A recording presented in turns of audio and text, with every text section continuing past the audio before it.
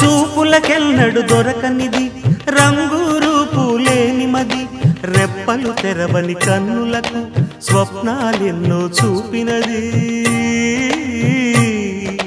వెచ్చని చిలిమిని పొందినది వెన్నెల కళగల నిండుమది కాటుక చీకటి రాత్రికి బాటను చూపే నేస్తమది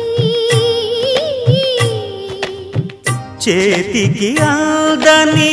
జాబిలిలా కాంతులు పంచే మణిదీపం కొమ్మల చాటున కోయిలలా కాలం నిలిపే అనురాగం అడగని వరములు కురిపించి అమృత వర్షిణి అనిపించే అమూల్యమైన పెన్నిధి శుభోదయాల సన్నిధి మనస్సనేది